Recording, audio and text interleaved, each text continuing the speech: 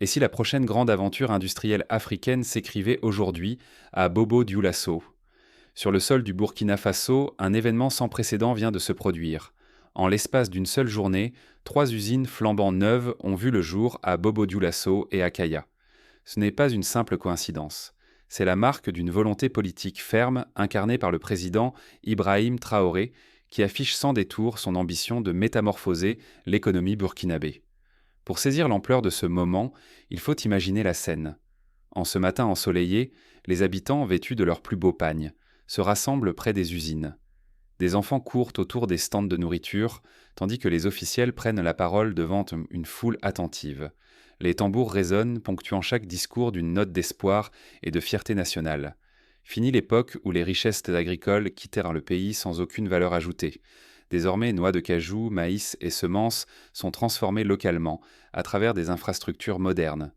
Cette dynamique prend forme avec l'ouverture d'une usine de transformation de noix de cajou, d'une unité dédiée au maïs et la création d'une banque nationale de semences.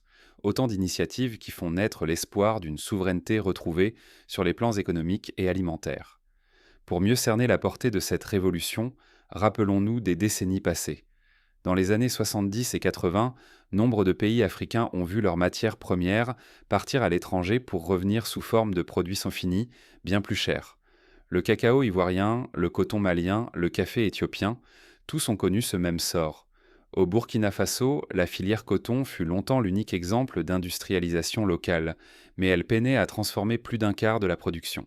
Mais une question cruciale demeure. Le Burkina Faso peut-il réellement rompre avec la malédiction de l'exportation brute et bâtir sa propre prospérité grâce à cette révolution industrielle? Le pari est immense, car un échec condamnerait le pays à la dépendance, à la fuite de ses richesses et à la précarité alimentaire. À l'inverse, réussir ce tournant serait synonyme de milliers d'emplois créés, d'une prospérité partagée et d'une émancipation tant attendue vis-à-vis des marchés extérieurs. Prenons l'exemple du Ghana, qui depuis les années 2000 s'efforce de transformer localement son cacao. Les résultats censés sont édifiants. Création d'emplois, montée en gamme, émergence de marques nationales comme Golden Tree. La Côte d'Ivoire, elle aussi, a multiplié les investissements dans la transformation de fèves de cacao, atteignant aujourd'hui près de 40% de transformation locale. Ces exemples prouvent qu'un tel changement est possible, à condition de le porter avec détermination et constance. Tout se joue désormais à la croisée des ambitions politiques et du courage entrepreneurial. Ces nouvelles usines et cette stratégie audacieuse pourraient-elles enfin changer le destin du Burkina Faso? Pour comprendre l'ampleur de cette transformation, il faut revenir sur les raisons profondes qui ont poussé le pays à miser sur l'industrialisation locale. Quels obstacles et quels espoirs ont guidé ce choix stratégique? Pourquoi la quasi-totalité des noix de cajou du Burkina Faso quitte-t-elle le pays sans transformation? Chaque année, ce sont plus de 280 chez 20 000 tonnes récoltées. Pourtant, plus de 9 noix sur 10 partent à l'étranger à l'état brut, sans la moindre valeur ajoutée créée localement. Cette fuite prive le Burkina Faso de presque toute la richesse potentielle de la filière. Les emplois qualifiés restent rares, les jeunes partent chercher fortune ailleurs et la dépendance économique s'aggrave. En exportant ces matières premières sans transformation, le pays abandonne une manne qui pourrait changer son avenir. Ce schéma, hérité de décennies de dépendance, s'est enraciné. Les matières brutes s'en vont, la valeur se crée hors du territoire. Les usines locales se comptent sur les doigts d'une main. Le financement fait défaut et l'absence de plan stratégique maintient le pays dans ce rôle de simple fournisseur. À chaque cargaison expédiée sans transformation, c'est une occasion perdue de former des spécialistes, de moderniser l'économie, d'offrir des emplois stables et de renforcer l'indépendance nationale. Les conséquences, chômage, précarité, fuite des cerveaux, incapacité à bâtir une souveraineté alimentaire. Le cas du Nigeria est parlant. Pendant de longues années, ce géant africain exportait son pétrole brut sans valorisation locale. Résultat, une économie vulnérable aux chocs extérieurs, des millions de jeunes sans perspective et une dépendance accrue à l'égard des marchés mondiaux. Ce n'est qu'en lançant des raffineries locales et en développant la pétrochimie que le pays a commencé à inverser la tendance. Si rien ne change, le Burkina Faso restera prisonnier de ce modèle, condamné à voir s'évaporer ses profits et à dépendre du bon vouloir d'acheteurs étrangers.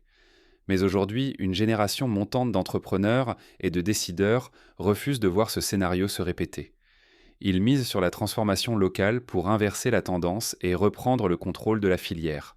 Leur ambition, faire du Burkina Faso un acteur clé de l'agro-industrie africaine. Face à l'immobilisme, certains ont relevé le défi.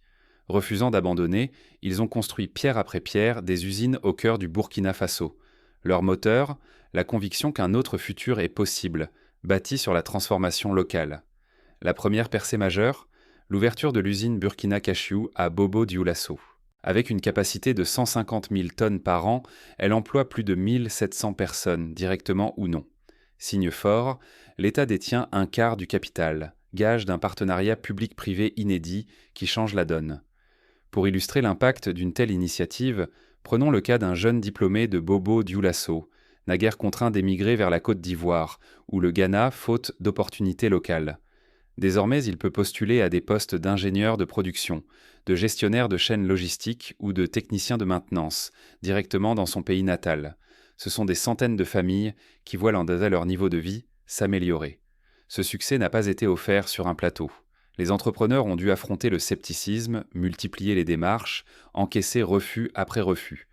Mais pour la première fois, l'État a répondu. Investissements, allègements fiscaux, conseils sectoriels, tout a été orchestré pour faire émerger cette industrie. Et la dynamique s'amplifie. Une autre usine, Utreser Serel, a ouvert ses portes pour transformer le maïs local. 16 000 tonnes de capacité, des créations d'emplois, de la farine, du couscous, des aliments pour bétail et des bouillies pour nourrissons. Cette vision intègre les coopératives paysannes, garantit des prix justes et construit une chaîne de valeur locale, profitable à tous. L'innovation ne s'arrête pas là. Pour assurer la souveraineté alimentaire, le pays a inauguré une banque de semences unique en Afrique de l'Ouest.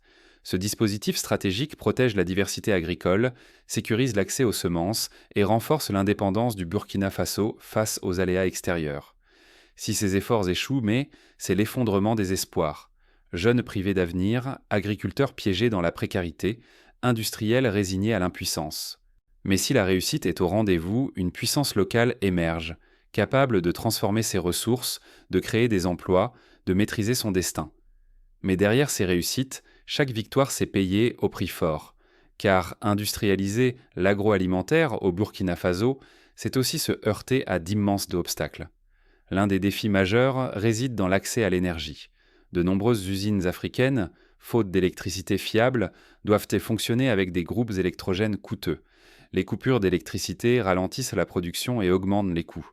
Pour y remédier, le Burkina Faso investit massivement dans les énergies renouvelables, comme le solaire, pour sécuriser l'alimentation des nouvelles usines. Un autre obstacle est la formation technique. Transformer les matières premières exige des compétences pointues, en ingénierie, en maintenance, en gestion de la qualité. L'État, en partenariat avec des universités locales et des centres de formation, a lancé des programmes dédiés pour former la prochaine génération de techniciens et d'ingénieurs capables de relever les défis de l'agro-industrie moderne. Que deviendrait le Burkina Faso si cette fois il saisissait pleinement sa destinée industrielle ? Cette interrogation brûle toutes les lèvres, car les décisions d'aujourd'hui façonneront sans doute le pays pour des générations entières. Imaginez un Burkina Faso où l'industrialisation agroalimentaire façonne l'avenir. Dans les villages, des milliers d'emplois naissent. Les jeunes ne seraient tendance à plus condamnés à l'exil, chassés par la misère ou le manque d'opportunités. L'exode rural reculerait, redonnant vie aux campagnes et stabilisant le tissu social. Pour les agriculteurs, la transformation locale signifierait des revenus plus justes, plus réguliers.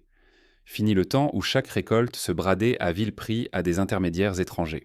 Chaque kilo de maïs, chaque noix de cajou transformée sur place créerait de la richesse et renforcerait l'économie locale. Prenons l'exemple d'une coopérative de femmes à Banfora, qui jusqu'alors se contentait de vendre des noix de cajou brutes aux commerçants ivoiriens. Grâce à la nouvelle usine, ces femmes peuvent désormais livrer leurs produits à une entreprise locale, participer à des formations sur la qualité et même obtenir des microcrédits pour moderniser leurs exploitations. Leurs enfants bénéficient de services sociaux, de cantines scolaires et la communauté tout entière profite du développement. Les industriels burkinabés, eux, pourraient enfin investir, innover, exporter des produits finis. Les bénéfices ne couleraient plus seulement vers quelques multinationales, mais irriguaient l'ensemble du pays, faisant émerger une nouvelle classe d'entrepreneurs. Pour la population, l'accès à des aliments locaux, sûrs et de qualité deviendrait la norme. L'huile, la farine, les produits laitiers burkinabés s'imposent vraiment sur les marchés, porteurs de traçabilité et d'un goût familier. Chacun y gagnerait, pouvoir d'achat, sécurité sanitaire, sentiment d'appartenance. Ce mouvement réduirait la dépendance alimentaire. Moins d'importations, moins de devises gaspillées, plus de contrôle sur ce que l'on mange et sur ce que l'on produit. La souveraineté alimentaire irait de pair avec une souveraineté économique retrouvée. Une telle réussite ferait du Burkina Faso un modèle pour toute l'Afrique de l'Ouest. Le pays deviendrait un pionnier, montrant qu'il essaie possible de briser le cercle vicieux de la dépendance et de l'exportation brute. Mais la route est semée d'obstacles. Une industrialisation mal pensée pourrait causer des gaspillages, nourrir la corruption ou dégrader l'environnement. Les infrastructures doivent suivre, la formation des travailleurs est cruciale et la concurrence internationale reste impitoyable. C'est un pari collectif, la prospérité partagée ou l'enlisement dans la dépendance. À ce carrefour, chaque citoyen, chaque entreprise, chaque institution détient une part de la solution. La transformation ne doit pas rester un slogan, mais devenir une réalité concrète et bénéfique pour tous. Mais le succès n'est jamais garanti. D'où viendront les premiers signes de bascule et qui osera franchir le pas décisif? Pour s'assurer d'une dynamique inclusive, il est crucial de mettre en place des espaces de dialogue entre l'État, les entreprises, la société civile et les paysans. Des forums régionaux peuvent rassembler les acteurs, faciliter le partage d'expériences et la co-construction de solutions adaptées. À Ouagadougou, une conférence annuelle sur l'industrialisation agricole a déjà permis de tisser des liens entre coopératives, chercheurs et industriels. Cette révolution appartient à tous, pas seulement aux politiques ou aux industriels. Vous qui écoutez pouvez jouer un rôle décisif. Au Burkina Faso, l'industrialisation avance à grands pas. Désormais, la vraie question n'est plus « est-ce possible ?», mais comment chacun de nous agit dès maintenant. Je m'adresse d'abord à vous, jeunes entrepreneurs et membres de la diaspora. Votre énergie, vos idées, vos investissements sont essentiels. Vous engager dans la transformation locale, c'est créer des milliers d'emplois, freiner la fuite des profits et construire une économie forte et indépendante. Pour illustrer cette possibilité, citons l'exemple d'une Burkinabé de la diaspora, revenue de France pour lancer une start-up de transformation de mangue séchée. Grâce aux aides publiques et à un partenariat avec une ONG locale, elle a créé une vingtaine d'emplois en 2 ans, exporté ses produits en Europe et inspiré d'autres jeunes à revenir investir au pays. Producteurs, ne restez pas seuls. Organisez-vous en coopérative pour renforcer la chaîne d'approvisionnement. En vous unissant, vous pouvez mieux négocier, accroître vos revenus et garantir des matières premières de qualité aux usines locales. Citoyens, votre pouvoir est immense. Choisir des produits fabriqués au Burkina, c'est soutenir l'économie nationale, encourager l'emploi et renforcer notre souveraineté alimentaire. Chaque achat, aussi modeste soit-il, compte. Mais l'action ne s'arrête pas là. Il faut relier plus étroitement recherche, innovation et industrie. Développer une banque de semences adaptée à nos climats, investir dans la formation technique, voilà des leviers pour rendre notre agro-industrie plus résiliente et compétitive. À ce titre, le Burkina Faso pourrait s'inspirer du modèle indien. En Inde, la création de banques de semences communautaires a permis de sauvegarder des variétés locales, de limiter la dépendance aux géants semenciers et d'améliorer la sécurité alimentaire. Un tel modèle, adapté au contexte sahélien, renforcerait la résilience face au changement climatique. L'État doit poursuivre ses efforts, simplifier les démarches, soutenir les acteurs, investir dans les infrastructures stratégiques. Pourtant, sans mobilisation massive des citoyens, tout cela risque de rester lettre morte. Le vrai moteur du changement, c'est la volonté collective. Des mesures concrètes peuvent être adoptées dès maintenant. Les municipalités peuvent réserver des marchés publics aux produits locaux. Les écoles peuvent privilégier les cantines à base d'aliments transformés localement. Les institutions financières peuvent accorder des crédits préférentiels aux jeunes entrepreneurs de l'agro-industrie. N'oubliez pas, chaque geste, même minime, consolide la souveraineté du Burkina Faso. Négliger ces leviers, c'est risquer de voir s'effondrer nos progrès, de nous replonger dans la dépendance et la précarité. Agir à sa mesure, c'est écrire un nouveau destin pour soi, sa famille, son pays. Alors êtes-vous prêt à prendre part à cette aventure historique ? Mais comment ce mouvement peut-il réellement transformer la vie de chacun au quotidien ? Découvrons ensemble les premiers signes concrets de cette révolution. Déjà, à Bobo-Dioulasso, les commerçants rapportent que la demande de produits locaux a triplé en moins de 2 ans. Les marchés s'animent, les coopératives recrutent, Les jeunes artisans développent des solutions d'emballage innovantes. À Kaya, une association de jeunes a monté une petite unité de transformation de céréales, créant 15 emplois et fournissant des cantines scolaires. Le Burkina Faso vit un moment décisif. Serez-vous spectateur ou deviendrez-vous acteur de son avenir? La question n'est plus de douter de la possibilité d'une révolution industrielle africaine, mais de saisir comment chacun de nous peut y prendre part, ici et maintenant. Pour ceux qui hésitent encore, rappelons que chaque grande transformation commence par des petits pas. Au Rwanda, la promotion du Made in Rwanda a permis, en moins de 10 ans, de réduire de moitié les importations de produits de consommation courante.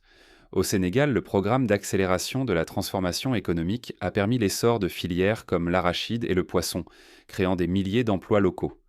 Le destin du pays se joue sous nos yeux. Allons-nous rester à regarder les richesses s'échapper, ou choisirons-nous de bâtir une prospérité partagée et une souveraineté retrouvée? Ce choix est le nôtre, à nous qui voyons les usines se dresser, les emplois locaux naître, la transformation agricole devenir réalité. Ce qui s'érige aujourd'hui n'est pas une simple succession d'usines ou de banques de semences. C'est la promesse d'un pays qui reprend la main sur ses ressources, qui place l'effort collectif devant la résignation. Chacun peut relayer cette vision, en parler autour de soi, soutenir les initiatives locales ou simplement privilégier les produits issus de cette industrie en pleine croissance. Refuser la passivité, c'est déjà agir. L'industrialisation n'est pas qu'une affaire d'ingénieurs ou de capitaux, c'est un projet de société, capable de rassembler, de créer de l'emploi, de faire circuler la valeur ici, au lieu de la voir disparaître à l'étranger. L'avenir du Burkina Faso se décide aujourd'hui. Il n'y aura pas de retour en arrière, soit nous unissons nos forces pour bâtir une prospérité durable, soit nous laissons d'autres profiter de nos ressources. Le moment d'agir, de s'engager est arrivé. Faites circuler cette vision, prenez position car chaque voix compte dans la transformation qui commence. Au fond, il ne s'agit pas seulement d'économie, mais de dignité retrouvée, de confiance en l'avenir et du droit pour chaque Burkinabé de décider de son destin. En rejoignant ce mouvement, chacun contribue à écrire une page nouvelle, faite de progrès, de justice et d'espoir partagé. Voilà le défi, mais aussi l'opportunité de notre génération. Faire du Burkina Faso un exemple de réussite africaine au service de tous. Et vous, quelle place prendrez-vous dans cette aventure?